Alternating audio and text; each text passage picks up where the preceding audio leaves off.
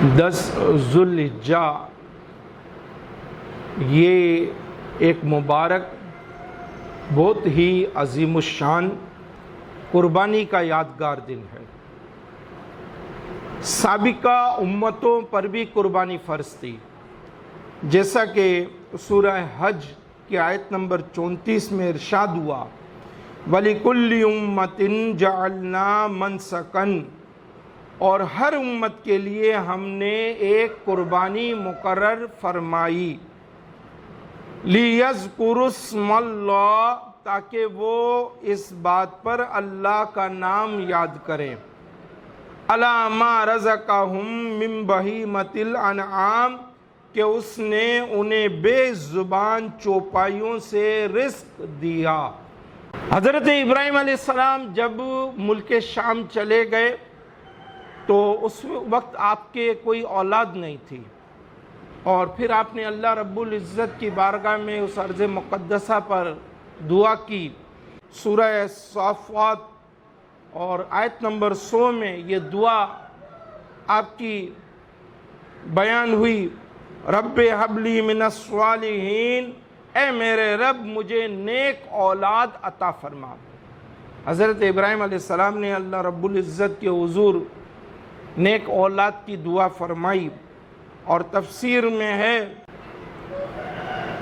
نیک اولاد مانگی آپ نے اس دعا میں، دوسرا دین حق کی دعوت دینے پر آپ کی مددگار ہو، ایسی اولاد ہو، تیسرا اللہ کی عبادت کرنے پر بھی مددگار ہو، اور چوتھا پردیس میں اس سے انسیت حاصل ہو۔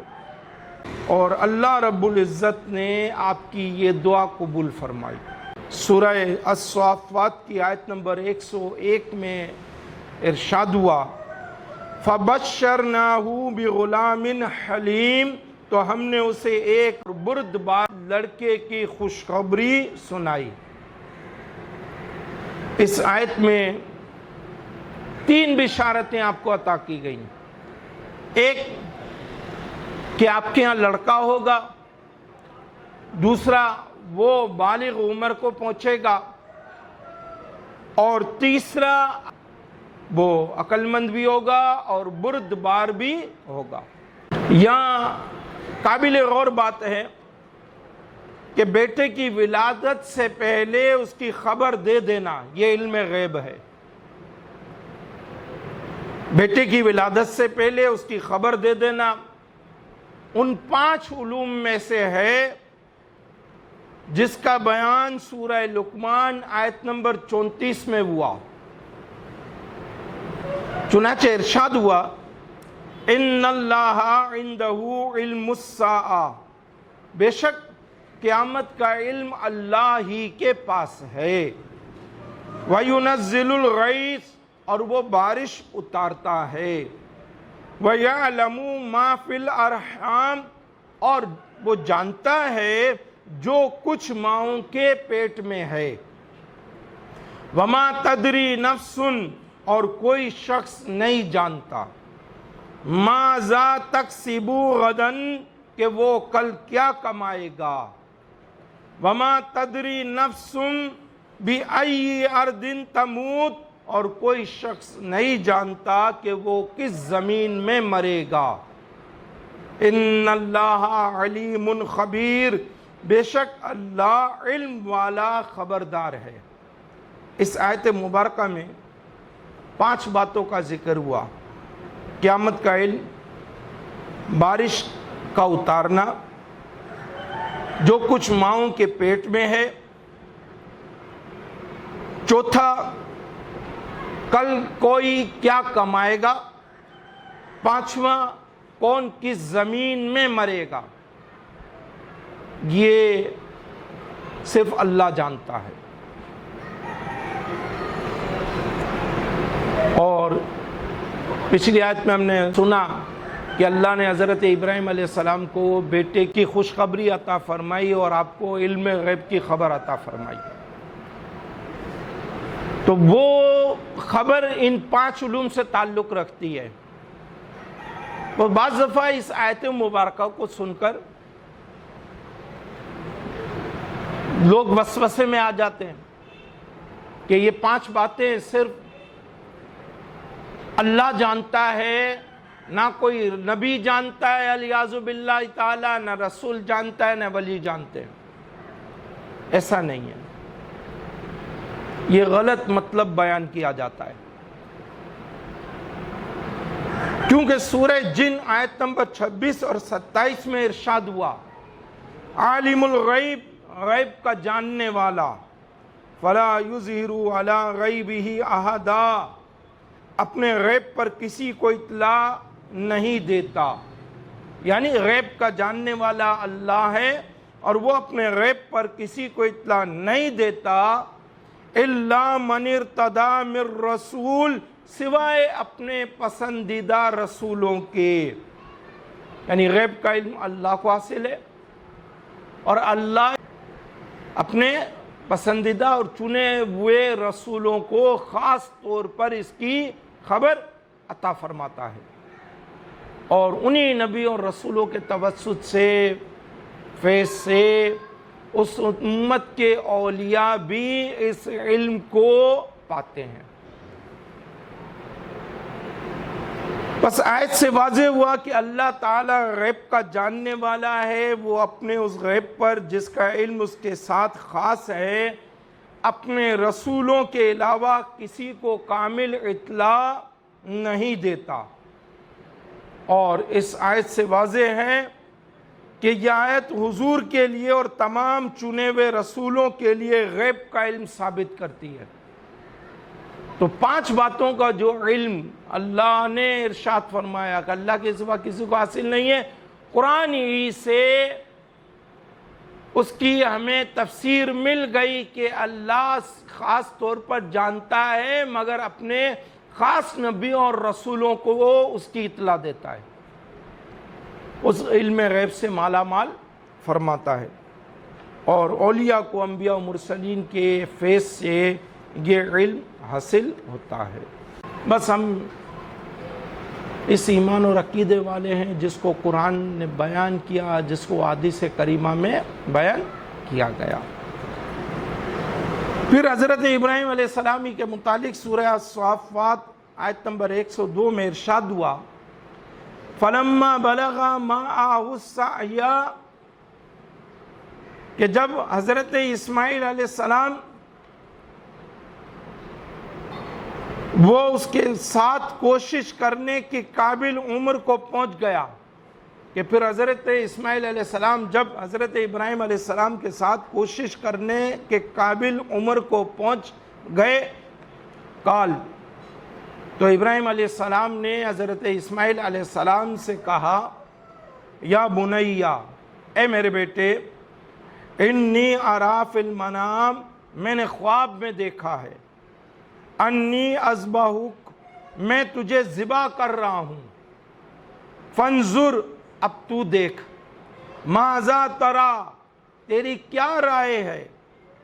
قال یا ابتی، بیٹے نے کہا، اے میرے باپ، افعل ما تؤمر، آپ وہی کریں جس کا آپ کو حکم دیا جا رہا ہے، ستجدونی انشاءاللہ، انشاءاللہ ان قریب آپ مجھے من الصابرین، صبر کرنے والوں میں سے پائیں گے۔ حضرت ابراہیم علیہ السلام نے اپنا خواب بیان کیا کہ میں نے خواب دیکھا ہے اسماعیل علیہ السلام سے کہ میں اے بیٹے آپ کو ذبح کر رہا ہوں۔ حضرت اسماعیل علیہ السلام نے عرض کی کہ بابا، جو اللہ نے آپ کو حکم دیا ہے آپ اس پر عمل کیجئے اور آپ مجھے صبر کرنے والوں میں سے پائیں گے۔ اور یہاں درویش لاہوری حضرت علامہ اقبال نے کیا خوب کہا، یہ فیضان نظر تھا کہ مکتب کی کرامت تھی، سکھائے کس نے اسماعیل کو آداب فرزندی، کہ یہ نظر کا فیض تھا، فیضان تھا، یا مکتب کی کرامت تھی۔ حضرت اسماعیل علیہ السلام کو یہ ادب آداب کس نے سکھائے کہ باپ نے کہا اور بیٹے نے فوراً مؤدب ہو کر جواب دیا کہ جو حکم ہوا ہے تعمیل کیجئے، اور یہ فیضان نظر تھا، یہ فیضان نظر تھا، ایک نبی کا فیضان نظر تھا، حضرت ابراہیم علیہ السلام کا فیضان نظر تھا۔ یاد رکھیے، فیضان نظر کے لیے ایسا بننا پڑتا ہے کہ کوئی ہم پر صاحب نظر ڈال دے۔ صاحب نظر بھی ہر ایک پر نظر نہیں ڈالتا، ایسا بننا پڑتا ہے۔ اس کے لیے وہ آداب، اطوار، وہ ادب، وہ اعمال سیکھنے پڑتے ہیں، تب کہیں فیضان نظر ہو جاتا ہے۔ اور اس کے لیے اول مکتب ضروری ہے، مکتب جایا جائے، ظاہری علم حاصل کیا جائے، حافظ قرآن بنا جائے، عالم دین بنا جائے، مفتی بنا جائے، ساتھ ساتھ انجینئر، ڈاکٹر بنے، اول دین اور ساتھ ساتھ دنیاوی علوم یہ بھی سیکھیں۔ اور اس اسٹیج پر اپنے آپ کو لے آئیں آپ کہ کوئی صاحب نظر دیکھے تو کہے کہ ہیرا ہے۔ اب صرف اس کو دھونے کی ضرورت ہے اور وہ دھو دے اور کام بن جائے۔ بابا فرید کے پاس نظام الدین اولیاء آئے، دیکھا ہیرا ہے،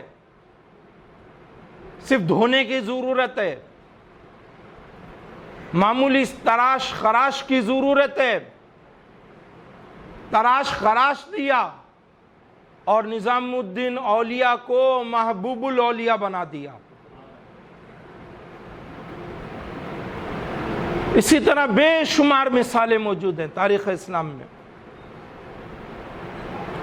تو اول ظاہر سنوارا جائے، پھر باطن۔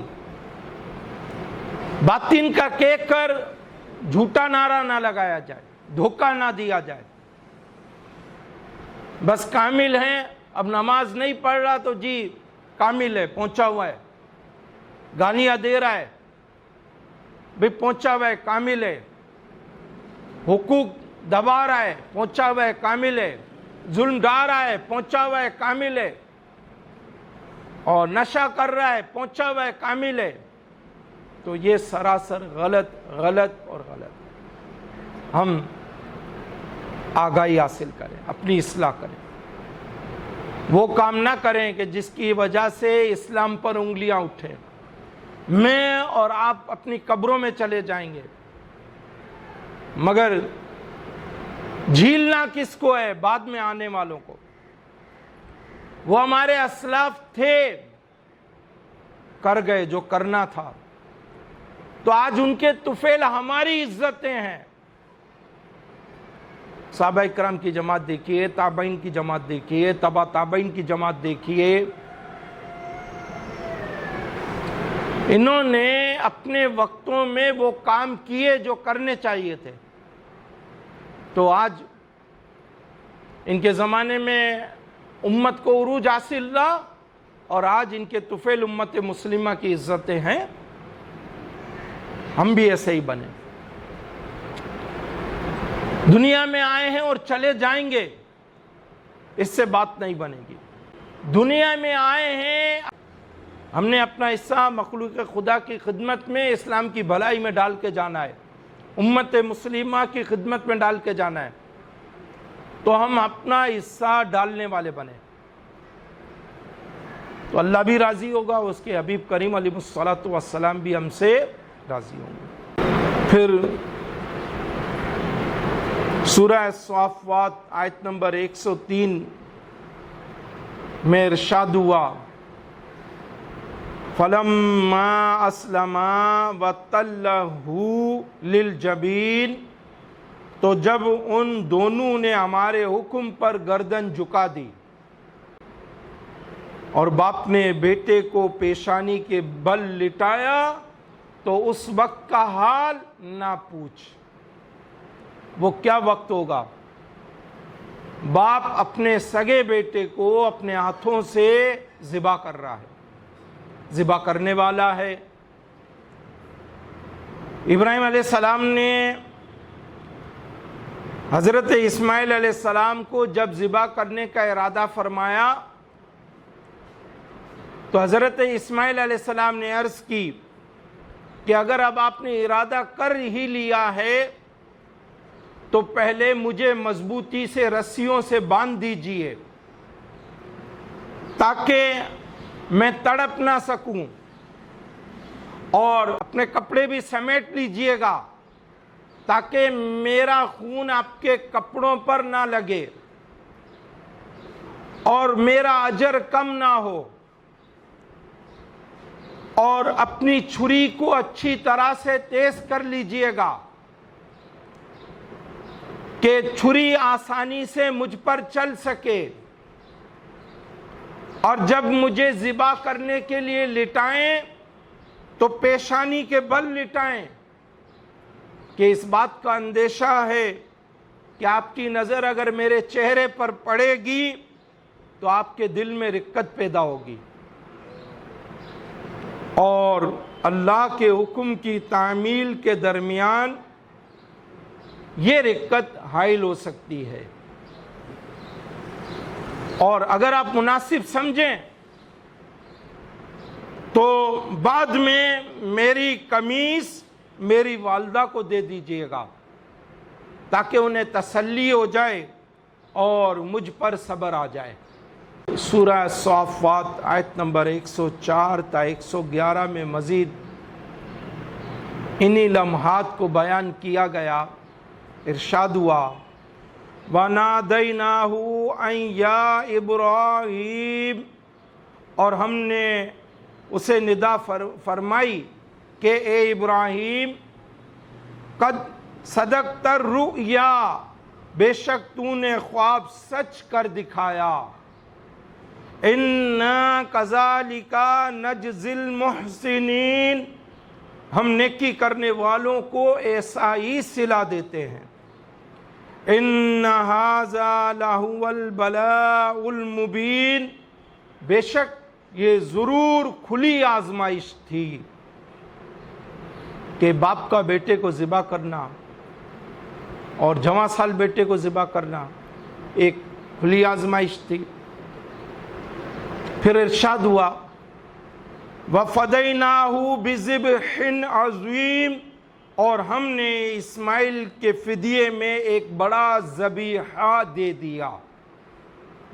وَتَرَكْنَا عَلَيْهِ فِي الْآخِرِينَ، اور ہم نے بعد والوں میں اس کی تعریف باقی رکھی۔ سلام علی ابراہیم، ابراہیم پر سلام ہو۔ كَذَلِكَ نَجْزِي الْمُحْسِنِينَ، ہم نیکی کرنے والوں کو ایسا ہی صلہ دیتے ہیں۔ إِنَّهُ مِنْ عِبَادِنَا الْمُؤْمِنِينَ، بے شک وہ ہمارے اعلیٰ درجے کے کامل ایمان والے بندوں میں سے ہیں۔ علامہ بیضاوی علیہ رحمہ تفسیر بیضاوی میں وَفَدَيْنَاهُ بِذِبْحٍ عَظِيمٍ، اور ہم نے اسماعیل کے فدیے میں ایک بڑا ذبیحہ دے دیا۔ آپ رکن تراز ہیں کہ ذبیحہ کو بڑا اس لیے فرمایا گیا کیونکہ یہ اس نبی علیہ السلام کا فدیہ بنا جن کی نسل میں سید المرسلین صلی اللہ علیہ وآلہ وسلم ہیں، یعنی رسول پاک صلی اللہ علیہ وآلہ وسلم اس نسل میں تشریف لانے والے تھے، اس وجہ سے اس ذبیحہ کو بڑا ذبیحہ قرآن مجید فرقان حمید میں اللہ رب العزت نے ارشاد فرمایا، ذبح عظیم، بڑا ذبیحہ ارشاد فرمایا۔ اللہ نے واضح فرما دیا کہ جو بھی نیکی کرنے والا ہوتا ہے، یہ صحیح اطاعت گزاری کرنے والا ہوتا ہے، اطاعت گزار ہوتا ہے، فرما بردار ہوتا ہے، اللہ ان کو یوں ایسے ہی صلوں سے نوازتا ہے، ایسے ہی انعامات سے نوازتا ہے۔ یہ ہمارے لیے بات قابل غور ہے۔ جو ہم نیکیاں کرتے ہیں چاہے چھوٹی ہوں بڑی ہوں ضائع نہیں ہوتی، اور ہر نیکی کا انجام بہت بہتر ہے، بہت عمدہ ہے، بہت خوبصورت ہے۔ جلد بازی نہ کی جائے۔ قربانی یہ نہایت پاکیزہ عمل ہے، نہایت پاکیزہ عبادت ہے۔ قربانی کا اصل مقصد کیا ہے؟ سورہ حج آیت نمبر 37 میں ارشاد ہوا، لَن يَنَالَ اللَّهَ لُحُومُهَا، اللہ کے ہاں ہرگز نہ ان کے گوشت پہنچتے ہیں، وَلَا دِمَاؤُهَا، اور نہ ان کے خون، نہ گوشت پہنچتا ہے اور نہ ہی خون پہنچتا ہے۔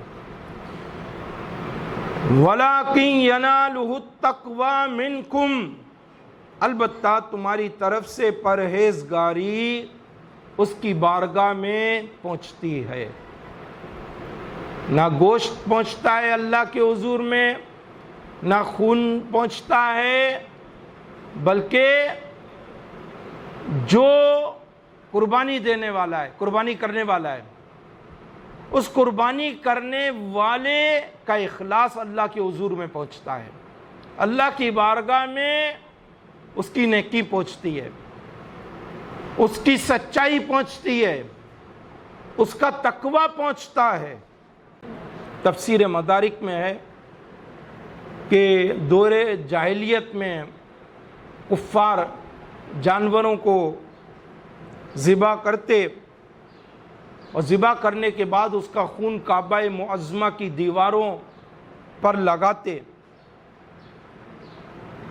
اور اسے قرب کا ذریعہ جانتے۔ جب مسلمانوں نے حج کیا اور اسی کام کا ارادہ فرمایا تو اس پر یہ آیت کریمہ نازل ہوئی اور بتا دیا گیا قربانی کرنے والا صرف نیت کے اخلاص اور تقوی کی شرائط کی رعایت کر کے اللہ کو راضی کر سکتا ہے۔ تو جو بھی قربانی کرنے والا ہے وہ اللہ کو راضی کرنے والا بنے اور اپنی قربانی کے ذریعے اللہ کو راضی کرے، اور طریقہ یہی ہوگا کہ وہ اخلاص قائم رکھے اور تقوی پرہیزگاری قائم رکھے۔ معلوم ہوا کہ قربانی کا بظاہر مقصد جانور ذبح کرنا ہے، مگر اس کی اصل روح تقوی ہے اور اخلاص کی آبیاری ہے۔ قربانی سنت ابراہیمی والی ہو، یعنی طلب رضائی الہی والی ہو، دکھلاوے کے لیے نہ ہو، نمود و نمائش کے لیے نہ ہو، دولت کا رعب جمانے کے لیے نہ ہو، ایک دوسرے سے بازی لے جانے کے لیے نہ ہو، ایک دوسرے کو نیچا دکھانے کے لیے نہ ہو۔ قربانی کی قبولیت کا انحصار ریاکاری پر نہیں ہے بلکہ اخلاص پر ہے، تقوی پر ہے۔ تو قربانی کا جانور خریدنے سے لے کر جب تک وہ جانور ہے خدمت کرنے تک، اور خدمت کرنے کے بعد قربانی کا جانور اللہ کی راہ میں قربان کرتے وقت تک، اور اللہ کی راہ میں قربان کیے جانے کے بعد سے گوشت تقسیم ہونے تک اخلاص ہی اخلاص سے مالا مال ہو، اس کا ہر لمحہ پرہیزگاری والا ہو، تو یہ قربانی ہمیں کامیاب کرے گی۔